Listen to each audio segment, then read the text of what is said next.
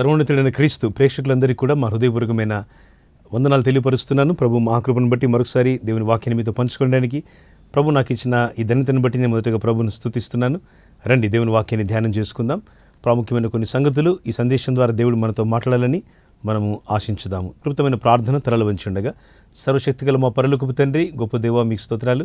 మీ వాక్యం ద్వారా మా హృదయాలను తెప్పరిల్లి చేయండి.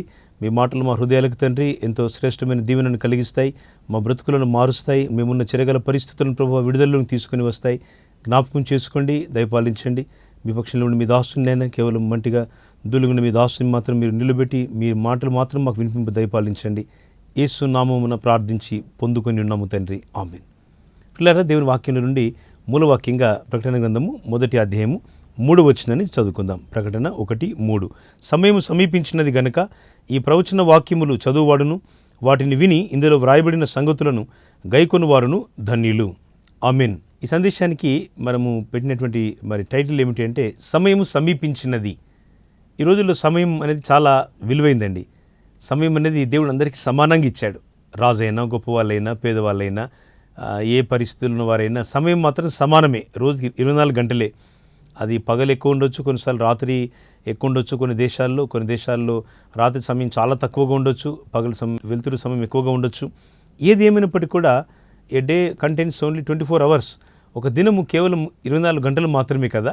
అందుకే దేవుని వాక్యం సమయాన్ని చాలా జాగ్రత్తగా మనం వినియోగించుకోవాలని చెబుతూ ఉంది. మనం చాలా సమయ పాలన కూడా చేయాలండి. సమయాన్ని పాటించడం చాలా ముఖ్యం. ఈ రోజుల్లో సమయాన్ని మనం సరిగా వాడుకోలేకపోతే దేవుని బిడ్డలుగా మనం సంఘానికి, దేవుని వాక్యానికి మనము లోబడిన వారిగా మిగిలిపోతాం. ఎందుకంటే సమయం పట్ల మనకు శ్రద్ధ లేదనుకోండి, అనేక సంవత్సరాలు నిష్ఫలంగా మారిపోతాయి. అందుకే ఈ విలువైన సమయాన్ని పోగొట్టుకోవద్దని నేను కోరుతున్నాను. దేవుని సన్నిధిలో మన సమయం పట్ల మనం జాగరూకత కలిగి ఉండాలి. ఇక్కడ రాయబడిన మాటలు దేవుడు తన సేవకుడైనటువంటి యోహానుకి ఇచ్చినటువంటి దర్శనాన్ని గురించిన మాటలు ఈ దర్శన గ్రంథంలో రాయబడ్డాయి. పాత నిబంధనలో దర్శన గ్రంథాలు ఉన్నాయి. దేవుని వాక్యం మనం చూసినట్టయితే యెషయా గ్రంథం కానీ, ఇంకా ఇర్మియా గ్రంథం కానీ, దేవుని వాక్యంలో పాత నిబంధనలో పెద్ద ప్రవక్తలు, చిన్న ప్రవక్తలు చెప్పబడేటువంటి దైవజనుల యొక్క వారికి దేవుడిచ్చిన దర్శనాలు గ్రంథస్థము చేశారు, దర్శన గ్రంథాలుగా ఉన్నాయి. కొత్త నిబంధనలో రాబోయేటువంటి దేవుని యొక్క అద్భుతమైన రాకడను గురించిన సంగతులు గ్రంథస్థం చేయబడ్డాయి. పద్మాసు ద్వీపములో పరవాసిగా ఉన్నటువంటి తనకిష్టుడైనటువంటి శిష్యుడైనటువంటి భక్తుడైనటువంటి యోహానుకు దేవుడు ఇచ్చినటువంటి దర్శనాలండి. ఈ దర్శనాలను దేవుడు యోహానుకు చాలా సూటిగా, చాలా క్రమంగా వాటిని నేర్చుకునేటట్టుగా, వాటిలో నిలిచి ఉండేటట్టుగా దేవుడు యోహానుకు దర్శనాలు ఇస్తూ వచ్చినాడు. ఏదో దర్శనాలంటే చాలామందికి ఏది వారి తోస్తే దర్శనం అని చెప్తూ ఉంటారు. దేవుని దర్శనం చాలా అది విలువైందనే విషయాన్ని మర్చిపోకూడదండి. దేవుని దర్శనాన్ని చాలా జాగ్రత్తగా మనం చూడాలి.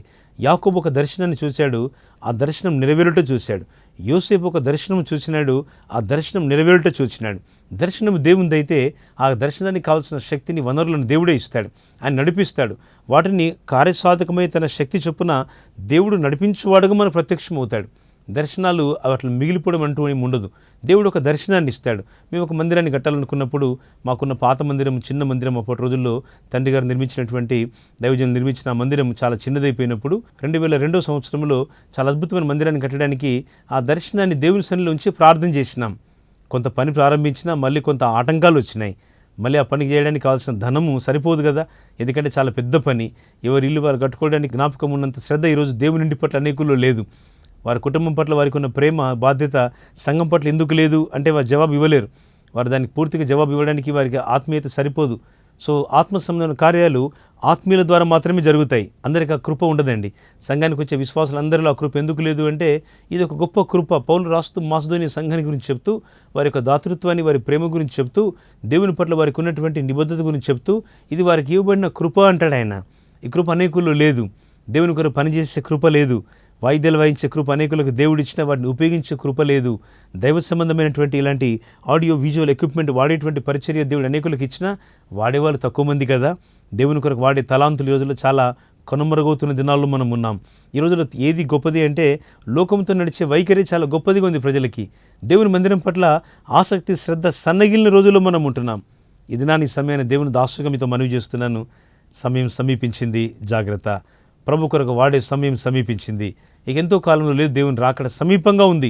ఆది సంఘంలో ప్రజలు ఒకరు మరొకరిని కలుసుకున్నప్పుడట వారు ఎలా గ్రీట్ చేసుకునేవారు? మరణాత అని వారు పలకరించుకునేవారు. అంటే దాని అర్థం ఏమిటండి?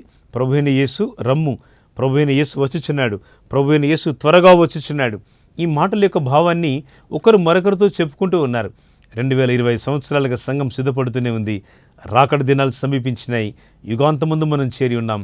ప్రభు రాకడకు మనం మరింతగా అపేక్ష కలిగి ఉండాలని దేవుని దాసునిగా నేను మీకు జ్ఞాపకం చేస్తున్నాను. దేవుని దాసునిగా మీకు జ్ఞాపకం చేసే మాట ఏమిటంటే, ఆ దినము సమీపించుట చూచిన కొలది మరి ఎక్కువగా మనం కూడుకోవాలట. మరి ఎక్కువగా దేవుని సన్నిధి పట్ల అపేక్ష కలిగి ఉండాలి. మరి ఎక్కువగా దైవ మందిరాన్ని ప్రేమించాలి. దేవుని యొక్క సంగతుల్లో మనం బాధ్యత గలవారుగా ఉండాలి. ఆ రోజు అపోస్తలులు బాధ్యత కలిగి లేరా? ఉన్నారు. వారికి ఉన్న సర్వాన్ని విడిచిపెట్టారు. వారికి ఉన్న జీవనోపాధులను కూడా పక్కన పెట్టారు ప్రభు కొరకు పనిచేయడానికి. ఆ తర్వాత కాలంలో వారు తమ ప్రాణాలు ప్రభుకి ఇచ్చేంతగా డేరాలు గుట్టుకుంటూ బతుకుతూ పౌలు భక్తులు ఆ తర్వాత కాలంలో ప్రభు యొక్క పునరుత్థానం తర్వాత మారుమనస్సు రక్షణ అనుభవం పొంది ప్రభు కొరకు జీవిస్తూ శిష్యులందరికంటే ఎక్కువ పరిచయం చేయలేదా? దేవుడు అనేక రకాలుగా వాడుకుంటాడు. ఒకరికి ఒక సామర్థ్యత తలాంతుల్నిచ్చి వారికి దేవుడు వారికి ఇచ్చిన కృప చొప్పున వారిని వాడుకుంటూ ఉంటాడు. అనేకుల్లో ప్రభు వాడుకునే దినాల్లో కొంతమందికి ఇంకా దేవుడు వాడుకుంటాడనే ధైర్యం కూడా లేదు. ఎందుకంటే లోకంతో వారికి ఉన్న ప్రేమ, లోకంతో వారికి ఉన్నటువంటి ఆశలు ఇంకా అవి ముగించలేదు. ఇటు దేవుని వాక్యానికి విధేయత చూపకుండానే మనం ఈ మాట చదివినట్టయితే 1:3 ప్రకటన గ్రంథం మనం చూసినట్టయితే, సమయం సమీపించినది గనుక అంటున్నాడు. సమయం సమీపించింది. దేవుడు తన ప్రత్యక్షత యోహానుకి ఇవ్వాలనుకున్నాడు. ఆనాడు ఆ రోమా ప్రభుత్వము ప్రియశిష్యుడైనటువంటి యోహానుని పత్మాసులో బందీగా చేసినారు. ద్వీపములు ఏముంటుందండి? ద్వీపంలో చుట్టూ నీళ్ళే. ఐలాండ్ కదా. ఐలాండ్స్ ఇప్పుడు చాలా గొప్పగా ఉన్నాయి. సింగపూర్ ఒక మంచి ఐలాండ్. ఇంకేదో ఐలాండ్స్ ప్రపంచంలో చాలా ద్వీపాలు ఉన్నాయి. నేను కూడా కొన్ని పరిచర్యలో కొన్ని అలాంటి దేశాలు వెళ్ళడానికి ప్రభు నాకు సహాయం చేశారు. అలాంటి ద్వీపాలు చూస్తున్నప్పుడు ఇప్పుడు చాలా ఆధునికంగా ఉన్నాయి. ప్రపంచంలో ధనవంతమైన దేశాలు అక్కడికి విమానాల్లో వచ్చి కొంత వెకేషన్ గడిపేవారుగా కూడా ఉన్నారు. ఆనాడు ద్వీపాలు అలా లేవు. శత్రువులను లోకంలో మరి ఎవరైతే శాపానికి లేకపోతే కఠినమైన శిక్షకు పాత్రలు ఎంచబడ్డారో వారిని శిక్షించడానికి ఒక చెరసాలలాగా ఉండే ద్వీపాలు. ఆ ద్వీపాలలో మనుషులు ఉండడం అనేది అసాధ్యంగా ఉండేది. ఆ కాలంలో చాలా చాలా అనాగరికమైన పరిస్థితుల మధ్య ఉండే ప్రజలే అక్కడక్కడ నివాసం ఉండేటట్టుగా చరిత్రలో చూస్తూ ఉంటాం. ఈ యోహానుని తీసుకెళ్లి ఆ చెరసాల్లో వేసినారు, అంటే ఆ పద్మాసులో వేసినారు. యేసుక్రీస్తుని గురించిన సాక్ష్యం కొరకు వేసినారు. ఆయన తప్పు చేస్తే వేయలేదు, నేరం చేస్తే వేయలేదు. యేసుక్రీస్తుని గురించిన సాక్ష్యం కొరకే వేసినారు. ఈరోజు జరుగుతున్న విషయం కూడా అదే. ప్రభు గురించి సాక్ష్యం ఇస్తూ ఉంటే అనేక చోట్ల చీత్కారాలు, అనేక చోట్ల భయంకరమైన పరిస్థితులు ఎదురవుతూ ఉన్నాయి. అనేక చోట్ల కష్టతరమైన పరిస్థితులు ఎదురవుతూ ఉన్నాయి. భయంకరమైనటువంటి వేదనకర పరిస్థితులు దేశంలో, సమాజంలో ఎదురవుతూ ఉన్నాయి. కారణం ఏమిటి? మనం ఆలోచిస్తే యేసుక్రీస్తుని గురించిన సాక్ష్యం ప్రజలు ఒప్పుకోవట్లేదు. అంటే కొంతమందికి ఇష్టం లేదు. అయితే దేవుని వాక్యం అంటుంది వచనాల్లో, ఆయన ప్రభు కొరకు చాలా గొప్ప సాక్ష్యం ఇవ్వడానికి ఇష్టపడ్డాడు. మనం ప్రభు కొరకు సాక్షులం ప్రియులారా. ప్రభు మన జీవితాలు చేసిన మేళ్లను, ఉపకారాలు మనం తలపోస్తూ అనేకుల మధ్య మనం సాక్ష్యం ఇవ్వాలి. సాక్ష్యం ఇచ్చడం దేవునికి ఇష్టం. అందుకే యోహాను తన దేవుని గురించి, తన రక్షకుని గురించి సాక్ష్యం ఇస్తున్నాడు. ఆయన తీసుకెళ్లి చెరసాలలో పద్మోసులో వేసినారు. ఆ పద్మోసులో కూడా దైవ దర్శనాలను చూస్తున్నాడు. దేవుని సంగతులను వింటూ ఉన్నాడు. ప్రభు దినమందు ఆత్మపుష్టుడు ఉండగా బూరధ్వని వంటి గొప్ప స్వరముతో, గంభీరమైన స్వరముతో, గొప్ప స్వరముతో ప్రభు యేసు మాట్లాడుతూ మరి తన యొక్క స్వరమును తన దీనదాసుడైనటువంటి యోహానుకు వినిపిస్తూ ఉన్నాడు. అందుకే ప్రభు మనతో మాట్లాడే సమయాలు మనకు ఉన్నాయి. ఆయన మనం దర్శించే సమయాలు కూడా ఉన్నాయి. దయచేసి వాటిని పోగొట్టుకోదండి. దేవుని సన్నిధిలో మీరు ప్రతి ఉదయం పూట ఆయన సన్నిధిలో గడపడం నేర్చుకోండి. అది కొంతసేపు అయినా సరే. మీకు అలవాటు లేకపోతే, ప్రార్థన అలవాటు లేకపోతే 10 నిమిషాలతో ప్రారంభం చేయండి. ఒక 10 నిమిషాలు వాక్యం చదవండి. ఒక చిన్న పల్లవి పాడండి. కుటుంబంతో కూడి దేవుని స్తుతించండి. ఆ తర్వాత సమయాన్ని ఒక 5 నిమిషాలు పెంచండి. ఒక అరగంట సేపు కలిసి ప్రార్థించే విధంగా మీ కుటుంబాన్ని మార్చుకోండి. అద్భుతమైన ఫలితాలు మీరు చూస్తారు. ప్రార్థన, దైవ సన్నిధి కుటుంబాన్ని నూతనపరుస్తుంది. ఆ దేవుని యొక్క శక్తి మీ ఇంటి మీద ఉండాలంటే, మీ ఇంటి మీద దేవుని యొక్క కార్యాలు ఉండాలంటే మీరు కుటుంబ ప్రార్థన నిర్లక్ష్యం చేయకండి. ఒక సాయంకాలం వీలైతే అలాగా, ఉదయం మీకు వీలు కావాలని మీ పనులు, బాధ్యతలు ఉంటే సాయంకాలం మీరు కలిసి ప్రార్థించుకోవడం, లేక ఉదయం పూట దేవుని సన్నిధిలో మీరు వ్యక్తిగతంగా ప్రార్థించుకొని కుటుంబంగా ప్రార్థన చేసుకోవడం. ఈ రీతిగా ప్రభుత్వం మన సమయాన్ని గడుపుట దేవుని దర్శనాలతో మనం ముందుకు వెళ్ళడానికి ప్రభు కుటుంబానికి దీవెనకరమైన తన సహాయాన్ని చేయగలడని మీకు జ్ఞాపకం చేస్తున్నాను. అందుకే దైవజనుడు ఇక్కడ సమయం సమీపించినది అంటున్నాడు. ఈ రోజుల్లో సమయం సమీపించిందండి. యుద్ధాల గురించి వింటున్నాం, యుద్ధ సమాచారాలు వింటున్నాం, దేశంలో ప్రతికూలమైన పరిస్థితుల గురించి వింటున్నాం. అనేక రకాలైన ఆటుపోట్ల మధ్య ప్రజలు తమ జీవితాలను మరి చాలా కష్టతరమైన పరిస్థితుల మధ్య కొన్నిసార్లు క్షణికమైన ఆవేశాలకు లోనైపోయి ప్రజలు తమ యొక్క ప్రాణాలను పోగొట్టుకుంటున్న సమయాల గురించి మనం వింటూ ఉన్నాం. ఆత్మహత్యలు ఎక్కువైపోతున్నాయి, ప్రమాదాలు పెరిగిపోతున్నాయి. దేశం మీదకి దేశము, జనం మీదకి జనము, రాజ్యం మీదకి రాజ్యము, దేశం మీదకి దేశము భయంకరంగా ఎదురవుతున్నటువంటి యుద్ధాల మధ్య ఈరోజు శాంతి మానవునికి ఎంత అవసరమైంది. శాంతి, సమాధానాలు బజారు దొరికే వస్తువులు కాదు. ఇవి దేవుడే మానవునికి ఇవ్వాల్సినవి. ఉచితమైన గాలినిచ్చి దేవుడు పోషిస్తున్నాడే మనిషిని. తాను సృష్టించిన తన మాట వల్ల నిర్మించబడిన ఆయన వాక్కు చేత సృష్టింపబడినటువంటి ఈ యొక్క భూప్రపంచమే మన మానవుడు నివాసం చేస్తూ ఉన్నాడే, మనందరూ నివాసం చేస్తూ ఉన్నామే. ఆయనే మహిమగల దేవుడే, నీకు శాంతినివ్వగలడు. అందుకే ప్రభు అంటాడు, నా శాంతిని మీకు అనుగ్రహించుచున్నాను, లోకం ఇచ్చినట్టుగా కాదు అంటాడు. కొంతమంది అనేక సమస్యలను బట్టి, కుటుంబ సమస్యలను బట్టి, ఆర్థిక సమస్యలను బట్టి, ఇంకేదేదో సమస్యలను బట్టి లోకంలో మత్తు పదార్థాలకు వారు బానిసలు అవుతూ ఉంటారు. కొంతమంది రకరకాలైనటువంటి మాదక ద్రవ్యాలకు, భయంకరమైన డ్రగ్స్కి, అనేకమైన భయంకరమైనటువంటి మరి మద్యపానానికి, ప్రజలు ధూమపానానికి మరి అలవాటై ఆకర్షితులవు తమ జీవితాలను పాడు చేసుకుంటున్నారు. ప్రభు అంటున్నాడు, ఆహారము కాని దాని కొరకు మీరేళ్ళ రూకలిచ్చెదరు. అది ఆహారం కాదు, వాటిని విసర్జించాలి, వాటిని పారవేయాలి, వాటిని దూరం పెట్టాలి. దేవుని బిడ్డలుగా వాక్యం వినిచిండగా దేవునికి అయిష్టమైనటువంటి పద్ధతులు, విధానాలు మనలో ఏమున్నా వాటిని పారవేయట దేవుని చిత్తం ప్రియులారా. అందుకే వాటిని తీసి పారవేయాలి. దేవుని వాక్యం అంటా ఉంది, సమయం సమీపించింది, రాకడ దినాల్లో మనం ఉన్నాం. ప్రభు రాకడ అత్యంత సమీపంగా ఉంది. మన ప్రభు రాబోతున్నాడు. కడబూరం మ్రోగబోతోంది. గొప్ప అద్భుతమైనటువంటి శృంగధ్వని, గొప్ప బూరధ్వని మనం వినబోతున్నాం. అది కడపటి బూర. ఆ తర్వాత ఇంకా ధ్వని లేదు ఈ భూమి మీద. భూమి ఆకాశంలో పంచభూతములు ఇవన్నీ కూడా మిక్కుటమైన వేండ్రముతో లయమైపోతాయి. దేవుడు ఉత్తరీయం వల్లే ఈ ప్రపంచాన్ని మడత వేసి ఆయన పారవేసేటువంటి రోజులు రాబోతున్నాయి. అందుకే ఈ రాకడ దినాల్లో భయభక్తులు కలిగి ప్రభు దగ్గర రావాలండి. సమయం సమీపించిందనే విషయాన్ని తెలుసుకొని దేవుని వాక్యం అంటూ ఉంది, ఈ ప్రవచన వాక్యములు చదువువాడును వాటిని విని ఇందులో వ్రాయబడిన సంగతులను గైకొను వారును ధన్యులు అంటున్నాడు. ఎవరు ధన్యులు? దేవుని ప్రవచన వాక్యాలను చదవాలి. రెండవది, ఆయన ప్రవచన వాక్యములు దేవుని సంగతులన్నీ కూడా గైకోవాలి అంటున్నాడు. చదివితే లాభం లేదు, ఓన్లీ చదివి లేక ఓన్లీ విని వెళ్ళిపోతే లాభం లేదు. వాటి చొప్పున చేయాలంటుంది వాక్యం. ఈ నా మాటలు విని వాటి చొప్పున చేయు ప్రతివాడు బండ మీద తన ఇల్లు కట్టుకున్న బుద్ధిమంతుని పోలి ఉండును అంటున్నాడు. ఎవరు బుద్ధిమంతుని పోలి ఉంటారట? ఈ నా మాటలు విని వాటి చొప్పున చేయు ప్రతివాడు. దేవుని మాటలు విన్న తర్వాత మనం ఇంకా వాటి చొప్పున చేయకుండా ఓన్లీ వినేసి వెళ్ళిపోయినాం అనుకోండి, మీరు వినివారు మాత్రమైంది, మిమ్మల్ని మీరు మోసపుచ్చుకొనకుండా అంటుంది వాక్యం. మీరు వినేసి వెళ్ళిపోతే లాభం లేదు. మందిరానికి వచ్చి చాలామంది వినేసి వెళ్ళిపోతారు. బైబిల్ కూడా తెచ్చుకోరు. కొంతమంది చర్చికి వెళ్ళేటప్పుడు పాటల పుస్తకం కానీ బైబిల్ కానీ వాళ్ళ వెంట తీసుకుని వెళ్ళాలని ఆలోచన రాదు. కొన్నిసార్లు అన్ని జ్ఞాపకం ఉంటాయి కానీ మందిరానికి ఎట్లా వెళ్ళాలో తెలియదు, సిద్ధపాటు తెలియదు, సమయానికి ముందు వెళ్ళాలని తెలియదు. బస్ స్టాండ్కి వెళ్ళాలంటే బస్ సమయానికి ముందు వెళ్తాం, రైల్వే స్టేషన్కి వెళ్ళాలంటే ఒక అరగంట ముందు వెళ్తాం, ఎయిర్పోర్ట్కి వెళ్ళాలంటే ఆ టైం కంటే బోర్డింగ్ కంటే ముందు 2 గంటలు లేక ఇంటర్నేషనల్ ఫ్లైట్ అయితే 4 గంటల ముందుగా వెళ్తాం. ఎందుకంటే మనం డబ్బులు ఇచ్చి కొనుక్కున్నాం టికెట్ని కనుక, ప్రయాణం నిశ్చితమైంది కనుక. మరి దేవుని సన్నిధికి ఇష్టం వచ్చినప్పుడు వచ్చేవాళ్ళు ఉంటారు. కొంతమంది ఆరాధన సమయం మధ్యలో వస్తారు. అంటే రాలేని సమయాలలో, మీరు రాలేని కష్టతర పరిస్థితులు ఉంటే మీరు ఏ సమయానికి మందిరానికి వచ్చి వెళ్ళినా తప్పులేదు. మీరు రాలేని పరిస్థితులు వచ్చినాయి మీకు ఆ రోజు కాదు కదా, ఆ రోజు మీకు రాలేని సమయం వచ్చింది, ఏ సమయానికి వచ్చినా దాంట్లో తప్పులేదు, దోషం లేదు. మీరు రాలేని పరిస్థితులు ఉంది, అయినా మీరు రాగలిగారు, గొప్ప విషయం, దేవునికి స్తోత్రం. కానీ రాగలిగి సిద్ధపాటు లేకుండా, దేవుని మందిరం పట్ల అపేక్ష లేకుండా వింటున్నారు కానీ గైకొనకపోవడం చాలా దుష్టుని యొక్క కార్యం అండి. సాతాను ఇలాంటి దుష్ట ఆలోచనలు అనేకులు తీసుకొని అనేకులు వాడు విశ్వాస భ్రష్టులుగా చేస్తున్న రోజులు మనం ఉన్నాం. అందుకే ఈ నా మాటలు విని వాటి చొప్పున చేయు ప్రతి వాడునని ప్రభు అంటాడు. బండ మీద నీళ్లు కట్టుకున్న బుద్ధిమంతుడు. 2 వ్యక్తులు ఉన్నారు. ఒక ఆయనేమో చాలా చాలా చక్కగా లోతుగా పునాది తవ్వి మంచి చక్కగా పునాది పిల్లర్స్ వేసి మంచి రాతి మీద చక్కగా మరి తన పునాది మీద ఇల్లు కడుతూ ఉన్నాడు. పక్కన ఇంకొక ఆయన ఉన్నాడు దగ్గరలోనే, ఆయన కూడా ఇల్లు కడుతున్నాడు. 2 ఇల్లు కట్టే పనే. ఈయన మంచి చక్కగా కట్టాడు, ముగించినాడు. ఆయన కూడా కట్టాడు కానీ పునాది లేదు. పునాది లేకుండానే చక్కగా మీద మంచి గోడలు చక్కగా వాటిని కట్టి మంచి స్లాబ్ వేసి మంచి రంగులు వేసినాడు. మంచి అద్దాలు పెట్టి ఉంటాడు, అద్దాల మెడలు కట్టి ఉంటాడు దాని మీద ఇంకో ఫ్లోర్లో. చాలా అద్భుతంగా ఉన్నాయి. చూస్తుంటే ఈ పునాది గల ఇల్లు, ఆ పునాది లేని ఇల్లు 2 సమానంగానే కనబడుతున్నాయి. సుమారుగా బాగానే ఉన్నాయి.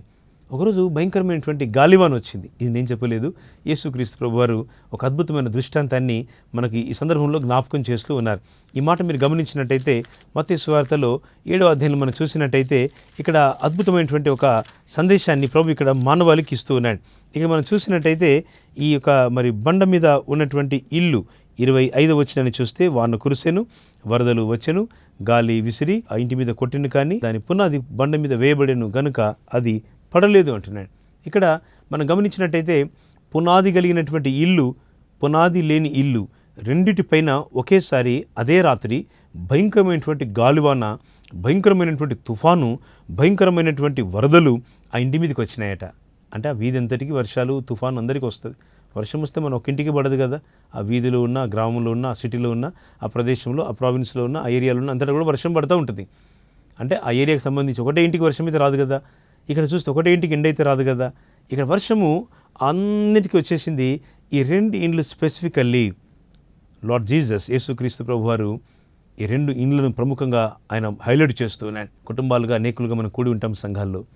దేవుడు ఒక్కొక్కసారి ఒక కుటుంబంతో మాట్లాడతాడు, ఒక వ్యక్తితో మాట్లాడతాడు. ఈ ప్రసారం ద్వారా దేవుడు మీతోనే మాట్లాడుతున్నాడు. అందుకే మీరు జాగ్రత్తగా మీ ఇంటిని కట్టుకోవాలి. ఇల్లు ఎలాగుందంటే ఈ ఇంటి మీద చాలా చాలా పెద్ద గాలి దుమారం వచ్చేసింది. భయంకర వరదలు, నీళ్లు ఉప్పెనలాగా వచ్చినాయి. ఎందుకో అవేమీ చేయలేకపోయాయి. ఆ ఇల్లుకి ఎలాంటి నష్టం వాటిల్లో లేదు. ఆ వైపు చూడండి, రెండో ఇల్లు. ఆ ఇల్లు మంచి మేడలు, చక్కని అద్దాలు, మేడ లాంటిది కూడా కావచ్చేమో, మంచి రంగులు కూడా వేసి ఉంటారేమో, చాలా అద్భుతంగా ఆకర్షణీయంగా ఉన్న ఇల్లే అది కూడా. కానీ పునాది లేదు కదా, గాలి తుఫాన్ వచ్చేసింది. ఆ ఇంటి మీద కొట్టగానే అది వెంటనే ఆ ఇల్లు పేక మేడల్లాగా పడిపోయి, అట్టముక్కల్లాగా పడిపోయినట్టుగా యేసుప్రభు వారు చెప్తున్నారు. కొండ మీద ప్రసంగంలో యేసుప్రభు వారు ఈ పోలికను, ఉపమానాన్ని గుర్తు చేస్తున్నాడు. ఎందుకో తెలుసా? ఈ 2 ఇండ్లు మానవ జీవితాలే, మన బ్రతుకులే. వీటిలో మనం ఎలా కట్టుకుంటున్నాం, మనం ఆత్మీయత అనేది చాలా ముఖ్యమండి. యేసుప్రభు వారు ఈ ఆత్మ సంబంధమైన ప్రగతిని, ఆత్మ సంబంధమైన జీవితాన్ని గురించి మాట్లాడుతున్నాడు. ఇల్లు అంటే ఇల్లే కాదు. ఇల్లు ఒకవేళ కట్టుకుంటాం, ఒకవేళ కట్టుకోకపోవచ్చు, ఒకవేళ సరిగా కట్టగలుగుతామో కట్టలేమో, ఇవన్నీ వీటి గురించి కాదు ఈ ప్రశ్న. ఆత్మ సంబంధమైన ఇల్లు, మనము దేవుని ఇల్లుగా కట్టబడుతున్నాం. ఆయన మనల్ని అపోస్తలు, ప్రవక్తలు వేసిన పునాది మీద ఆయన మనం కట్టుకోవడానికి మనకు విశ్వాసం అనే శక్తిని, విశ్వాసం అనే బలాన్ని దేవుడు మనకి ఇచ్చినాడు. We need to build our home. ప్రభు కొరకు మన ఒక ఇంటిని మనం కట్టుకోవాలండి. దేవుని కొరకు ఇల్లు కట్టాలి. నీళ్లు కట్టుకుంటే దేవుని ఇల్లు కట్టగలుగుతావు. నువ్వు దేవుని కొరకు ఇల్లు కట్టడం ఎంత భాగ్యం. కొంత మందిరాలు అట్లాగే ఉంటాయి, వాటిని ఏం పట్టించుకోరు. వాళ్ళు మాత్రం ఇండ్లు కొనుక్కుంటారు, ఏవో స్థలాలు కొంటారు, పొలాలు కొంటారు. తప్పేం కాదండి. దేవుడు మీకు ఆశీర్వదించినప్పుడు మీకు కొనడం తప్పేం కాదు. కానీ దేవునింటిని పట్టించుకోండి. మీ స్థానికంగా ఉన్న మందిరాన్ని పట్టించుకోండి, మందిరంలో అక్కరలు పట్టించుకోండి. మీ మందిరంలో ఏదైనా అవసరత కలిగిందని దైవజనులు కానీ, సంఘంలో పెద్దలు కానీ, ఆత్మీయులు కానీ ప్రార్థన చేస్తూ ఉంటే మీరు కూడా ప్రార్థన చేయండి. అంతేకాదు, మీరు మీ సంఘం కొరకు ప్రయాసపడండి. మీ సంఘం కొరకు కొంత మీరు ఇబ్బంది పడ్డా, శ్రమ పడ్డా కొంత మీరు భరించండి. అది మీ సంఘం. మీరు దేవుని కొరకు ప్రయాసపడేటప్పుడు మీ సంఘంలోని కార్యక్రమాల కొరకు వాటిని నమ్మకంగా దేవుని కొరకు వాడండి. సేవకులు కూడా వాడతారు, వాడాలి కూడా. ఎందుకంటే దేవుని కొరకు ఇచ్చేది దేవుని కొరకు ఖర్చు పెట్టాలి. అది ఆశీర్వాదకరం, అది దీవెనకరం కూడా. మేము కూడా ప్రభు మహాకృపను బట్టి కొన్ని మందిరాలు కట్టాం. దేవుని సేవ నిర్మాణములు, అనేకమైన మందిరాలు మేము నిర్వహణ చేస్తూ ఉన్నాం. దేవుని యొక్క రాజ్య విస్తరణలు అనేకులను ప్రభుత్వం నడిపించడానికి ప్రభు మాకు సహాయం చేస్తున్నాడు. సంఘముగా బాధ్యత మీరు మర్చిపోవద్దు. ఇల్లు కట్టుట కేవలం మీ కుటుంబమే కాదు, దేవుని ఇల్లును కూడా మనం కట్టాలి. దేవుని రాజ్యాన్ని మనం కట్టే పని మనకు ప్రభు ఇచ్చినాడు. ఇలాంటి కార్యక్రమాలను ప్రోత్సాహపరచాలి.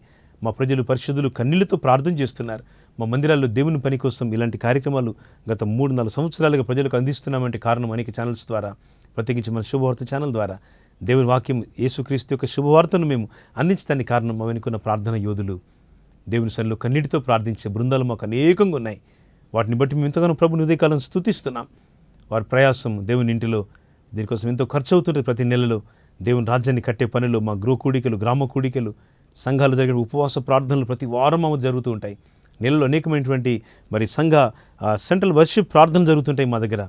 ప్రతి ప్రార్థన, స్పెషల్ మీటింగ్ అన్నిటి కూడా అందరికీ మంచి ఆత్మీయమైన సహవాసంతో పాటు సాధారణమైనటువంటి మంచి భోజనాన్ని కూడా మా సంఘం వడ్డిస్తూ ఉంటుంది. మా బ్రాంచ్ మందిరాల్లో కూడా పరిశుద్ధుల యొక్క ప్రార్థన, దేవుని కొరకు ఇల్లు కట్టేటువంటి మనస్సు, దేవుని రాజ్యం కట్టేటువంటి మనస్సు, మీ కొరకు ప్రార్థించే మీ సంఘ కాపరిని మీరు గౌరవించండి, ప్రేమించండి. వారి కుటుంబం పట్ల దయ కలిగి ఉండండి, గౌరవం కలిగి ఉండండి. మీ సంఘం పట్ల మీరు బాధ్యత గల విశ్వాసులుగా ఉండండి. ఆ తర్వాత మీరు ఇలాంటి కార్యక్రమాలను దేవుని రాజ్య విస్తరణ కొరకే మీ యొక్క ప్రయాసాన్ని మీరు చూపండి. అంతేగాని మీ సంఘాన్ని పట్టించుకోకుండా మీరు ఉండొద్దు.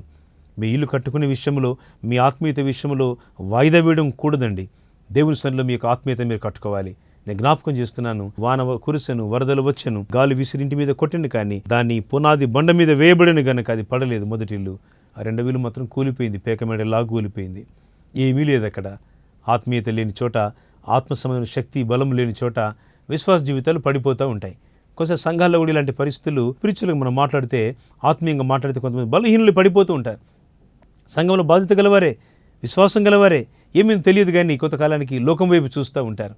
పౌలు అంటాడు, దేమా ఈ లోకాన్ని ప్రేమించి నన్ను విడిచిపెట్టాడు అంటాడు. అలెగ్జాంద్రు అనే కంచరివాడు నాకు చాలా కీడు చేశాడని పౌలు వారి పేర్లు పెట్టి దుఃఖపడతాడు. అపోస్తలుడైన పౌలు జీవితంలో అనేక మంది బాధపెట్టి వారు ఉన్నారు, ప్రభువును విడిచిపెట్టిన వారు ఉన్నారు. ఆయనతో కలిసి నడవడంలో కొంతమంది వెనకంజలో ఉన్నారు. దేమా గురించి చెప్తాడు, అలెగ్జాంద్రు గురించి చెప్తాడు. అయితే తిమోతి గురించి చెప్తూ అంటాడు, ఇతడు తండ్రికి కుమారుడు ఎలాగో సేవ చేయను, అలాగూ సువార్త వ్యాపకము నిమిత్తంలో అతడు సేవ చేశానని తిమోతి గురించి రాస్తూ ఉన్నాడు. ఎంత మంచి మాట అండి. తండ్రికి కుమారుడు ఎలాగూ సేవ చేయను. తండ్రికి కుమారుడు సేవ చేయాలి. తండ్రిని కుమారుడు పట్టించుకోవాలి. తండ్రిని ప్రేమించాలి, తల్లిని ప్రేమించాలి. మరి ఇక్కడ ఎలా సేవ చేస్తున్నాడు తిమోతి? తండ్రికి కుమారుడు ఎలా సేవ చేస్తాడో అలా సేవ చేస్తున్నాడట. మందిరంలో అలాంటి సేవలు అందాలండి దేవునికి. తండ్రికి మనం సేవ చేస్తున్నాం. మీరు పాటలు పాడుతున్నా, వాయిద్యాలు వాయిస్తున్నా, మందిరంలో ఏ రకమైన బాధ్యతలు, పరిచర్యలు, నానా విధములైనటువంటి పరిచర్య సంబంధమైన బాధ్యతల్లో మీరు ఏ పనిలో దేవునికి నమ్మకంగా పరిచర్య చేస్తున్నా, ఇవి దేవునివి. It belongs to the Lord. ప్రభుకు చెందినవి. ఆయన కొరకే మనం పని చేయాలి, లోకం కొరకు కాదండి. ప్రభు కొరకే మనం పని చేయాలి. ప్రభువా, నేను నీ కొరకే పని చేస్తాను, మిగిలిన జీవితం అంతా నీ కొరకే ప్రభువా నేను వాడతాను. లోకం కొరకు చాలా సమయం వాడినారు ఇంతవరకు. ఇది ప్రభు కొరకు సమయం వాడే సమయం. మళ్ళీ చెప్తున్న ఈ మాట, సమయం సమీపించింది. యేసు ప్రభు వారు అందుకే చెప్తారు ఇక్కడ మత్తయి సువార్త 7వ అధ్యాయము 27వ వచనం, వాన కురిసెను, వరదలు వచ్చెను, గాలి విసిరి ఆ ఇంటి మీద కొట్టెను, అప్పుడు అది కూలబడెను, దాని పాటు గొప్పదని చెప్పాను. యేసు ప్రభు వారు చెప్తున్నారు, ఈ మొదటి గృహము, మొదటి ఇల్లు అది ఏమాత్రం చెక్కు చెదరలేదు. రెండవది పడిపోయింది. బీభత్సమైనటువంటి ఆ వరదలలో, భయంకరమైనటువంటి ఆ యొక్క తుఫానులో ఆ ఇల్లు కూలిపోయింది, కొట్టుకొని పోయింది. ఎలా ఉంది ఆత్మీయత ఈరోజు?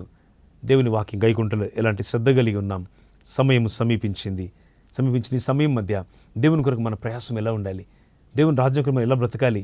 ఇంకా ఆత్మీయతలో మనం వెనుకంజలో ఉంటే, ప్రార్థన లేమి కలిగి ఉంటే, ప్రార్థన రాహిత్యంతో ఉంటే, మన కుటుంబాన్ని నడిపించడంలో తగినటువంటి దైవికమైనటువంటి నడిపింపు లేకపోతే, లేక సంఘాన్ని నడిపే సేవకుడా దేవుని యొక్క నడిపింపు లేకపోతే ఎలా చేయగలం నడిపింపు లేకుండా? ఆ నడిపింపు కొరకు ప్రయాసపడండి. అందుకే వారం మధ్యలో కూడికలను ప్రేమించండి. ఆదివారం మాత్రమే కాదు, వారం మధ్యలో మీరు సహోదరులైతే సహోదరుల కూడికలు, బ్రదర్స్ అయితే బ్రదర్స్ కూడికలు, యూత్ అయితే యూత్ కూడికలు, అలాగే సంఘ ప్రార్థన, చర్చ్ ప్రేయర్స్ ఏమి మీ సంఘాల్లో ఉంటాయో, ఒకరు లేకపోతే మీరే స్వచ్ఛందంగా మందిరానికి రండి. దైవజనులతో చెప్పి, అయ్యా నేను ఈ కుటుంబం కలిసి, లేక నేను నా కుటుంబం అంతా కలిసి మందిరంలో కొంత సమయం ప్రార్థనలో గడుపుతాం. ఎవరు వద్దని చెప్పరు. కన్నీటితో చేసే ప్రార్థన యాకోబును ఒక గొప్ప వ్యక్తిగా చేయలేదా?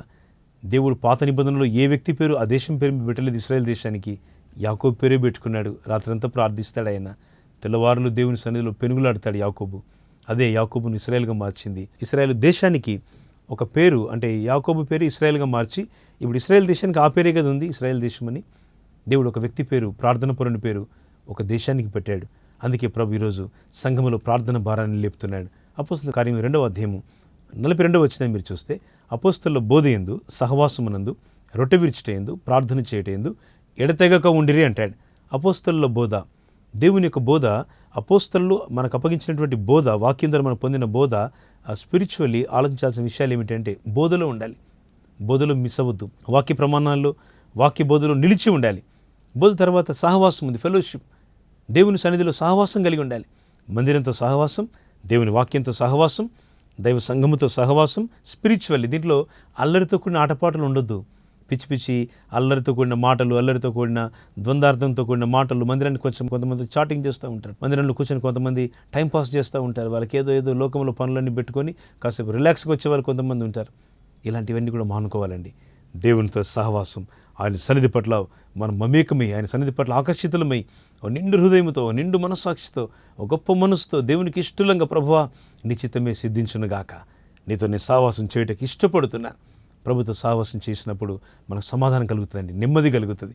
దేవునితో సహవాసం చేసిన మోషే ముఖమట 40 దినములు చాలా ప్రకాశించిందట. అని చూడడానికి ప్రజలు భయపడ్డారు. తల మీద తువాలు వేసుకొని, ఆ వస్త్రం వేసుకొని మోషే దగ్గరకు వచ్చారు. కారణం ఏంటి? మోషే పరలోకం మీద వెళ్ళొచ్చాడా? లేదే, సీనాయి కొండ మీద. ఆ కొండ మీద నేను కూడా వెళ్ళి ప్రభు మా కృపను బట్టి ఇశ్రాయేల్ దేశం వెళ్ళినప్పుడు అక్కడ ఆ స్థలాన్ని చూసినాను. నా పర్యటన అంతట్లో కూడా అది నన్ను చాలా ఆకర్షించిన స్థలం అని చెప్తాను నేను. ఎందుకంటే దేవుని యొక్క మహిమగలిగిన సన్నిధి, మహిమగలిగినటువంటి ప్రకాశాన్ని అక్కడ నేను, ఆ మహిమగలిగినటువంటి సన్నిధిని నేను తాకడానికి దేవుడు నాకు సహాయం చేసినాడు. ఎందుకో తెలుసా? అది చాలా అద్భుతమైనటువంటి ఒక అనుభవం ప్రియులారా. దేవునితో నడిచిన మోషే ముఖం 40 దినములు ఆహారము, అన్నపానీయములు, కాఫీ, టీ, ఆహార పదార్థాలు ఏది ఉన్నా లేకున్నా, అసలు అక్కడ ఎక్కడుంది ఆహారం? లేదు, ఉపవాసమే. ఆ పక్కన నిలబడ్డాడు యెహోషువ. ఆయన ఉపవాసంతోనే ఉన్నాడు. ఆయనకి ఎవరు భోజనం తెచ్చారు కొండ మీదకి? అది చూసి చాలా ఎత్తుగా ఉంటుంది. నడవాలంటే ఒక హాఫ్ డే పడుతుందేమో. ఇప్పుడంటే అక్కడ చాలా మోటార్ వెహికల్స్ వచ్చినాయి, కార్లు వచ్చినాయి, బస్సులు వచ్చినాయి, ఏసీ బస్సులు చాలా వేగంగా తీసుకెళ్తున్నారు. వెళ్ళి చూడడానికి అవకాశం ఉంది. అయినా కొంత నడవాలి చాలా దూరం. పిల్లరా, ఈ సమయాన్ని జ్ఞాపకం చేస్తున్నాం. ప్రభు కొరకు నువ్వు కట్టబడాలి. దేవుని సన్నిధిలో సమయం సమీపించిన విషయాన్ని నువ్వు జ్ఞాపకం చేసుకోవాలి. Take in to this consideration. దేవుని సన్నిధిలో నువ్వు విషయాలను జ్ఞాపకం చేసుకొని, సమయం సమీపించింది కనుక ఇక నువ్వు వాయిదా వేయద్దు. రక్షణ పొందలేదా? త్వరగా రక్షణ పొందు. దేవునితో సమాధాన పడలేదా? త్వరగా సమాధాన పడు. ప్రార్థన జీవితం లేదా? వెంటనే ప్రార్థన జీవితాన్ని ప్రారంభించు. దేవుని కానుకేయడంలో విఫలత కలిగి ఉన్నావా? దేవుని మందిరాన్ని ప్రేమించి నీ కానుకను, నీకు అర్పణ దేవుని చెల్లించడం నేర్చుకో. కృతజ్ఞత కలిగిన భావన దేవుని పట్ల పెంపొందించుకొని నీ ఆత్మీయత కట్టుకో. నీ ఆత్మీయత అనేకులను ఆత్మీయతలకు నడిపిస్తుంది. అందుకే ఈ ఆత్మీయమైన ప్రయాణాన్ని ప్రభు జ్ఞాపకం చేస్తుండగా హృదయపూర్వకంగా ఆయన కొరకు నేను సమర్పించుకో. ఈ ప్రవచన వాక్యములు వినువాడును, వాటిని చదువువాడును, వాటిని గైకొనువాడు ధన్యులని దేవుడు చెప్తున్నాడు. మీరు వాక్యం విన్నారు, ధన్యులే. మీరు వాక్య ప్రకారం జీవిస్తే ఇంకా ధన్యులుగా ఉంటారు. ఆయన కృప మీకు తోడై ఉంటుంది. మీరు ఎల్లప్పుడూ ఆయనలో ఫలిస్తారు, వర్ధిల్లుతారు. ఈ ప్రత్యేక సమయాన దేవుడు మీకు అలాంటి గొప్ప భారాన్ని, ప్రేమను కలిగించాలని ఆశిస్తూ మేము ప్రభును స్తుతిస్తూ ఈ మాటలు ముగిస్తున్నాము. ప్రభు మిమ్మును, మీ కుటుంబాన్ని దీవించునుగాక. ఆమేన్. చాలా సంతోషం మీతో దేవుని వాక్యాన్ని అందించడం. ప్రతి వారం కూడా మీరు ఈ రీతిగా దేవుని వాక్యాలు వింటూ ఉన్నారు. వాటిని బట్టి మేము ప్రభును స్తుతిస్తున్నాం. ముందున కాలంలో ఇంక ఈ పరిచర్య దీవెనకరంగా సాగడానికి మా పరిచర్యల కొరకు, మా యొక్క కుటుంబం కొరకు, సంఘముల కొరకు ప్రార్థన చేయాల్సిందిగా మనవి చేస్తున్నాం. అలాగే మీకు ఇది ప్రోత్సాహకరంగా ఉంటే ఈ పరిచర్యను కూడా బలపరచండి. ప్రార్థన చేసుకుందాం. దయగల మా ప్రభువా, ఈ శ్రేష్టమైన సమయానికి మనం నడిపించినందుకు వందనాలు. మీరు మాతో మాట్లాడిన మాటలు సమయం సమీపించింది. ప్రభువా, ఈ ప్రవచన వాక్యములు చదువువాడు, వాటిని గైకొనివాడు ధన్యులను మీరు మాట్లాడుతూ వచ్చినారు. లోకంలోని పరిస్థితులు కాదు, లోకంలోని ఆశలు కాదు, ప్రభు కొరకే జీవించే గొప్ప ఆశ, గొప్ప మనస్సు మా ప్రజలకు, మా అందరికీ దయచేయండి. వాక్యం ఇచ్చిన ప్రతి కుటుంబాన్ని మీరు కట్టండి. బుద్ధిమంతుని గృహం వల్లే, నీతిమంతుల గుడారం వల్లే మీకు తమ జీవితాలను కట్టుకుంటూ సహాయించండి. ఈ కార్యక్రమాన్ని బలపరిచిన కుటుంబాన్ని దీవించండి. ఇంకెవరైతే ఈ కార్యక్రమాన్ని బలపరచాలని ఆశపడుతున్నారు వారికి కూడా మీ గొప్ప దీవెన, ఆశీర్వాదాన్ని దయచేయండి. అలాగే దినం ప్రభు వివాహ దినోత్సవాన్ని, అలాగే ప్రభు జన్మదినాన్ని, సంతోష వేడుకలు జరిగించుకుంటున్న మా ప్రియులకు మీ దీవెన, మీ ఆశీస్సులు దయచేయండి. మరొకసారి నేను జూడాచరి సంపూర్ణ స్వార్థ సంఘములను, మా పరిచర్యలను కూడా జ్ఞాపకం చేసుకుని దీవించండి. తను ప్రత్యేకించి ప్రభు శుభవార్త టీవీ ద్వారా వాక్యాన్ని అనేకులు మీరు పంపుతున్నారు. యాజమాన్యాన్ని ప్రభు మరి శుభవార్త టీవీ సిబ్బందిని కూడా మీరు జ్ఞాపకం చేసుకుని వారి కుటుంబాలను కూడా మీరు దీవించండి. యేసుక్రీస్తు నామములో ప్రార్థించి వేడుకొంచున్నాము తండ్రి. ఆమేన్. హృదయపూర్వక వందనాలు. దేవుడు మిమ్మల్ని దీవించునుగాక. ఆమేన్.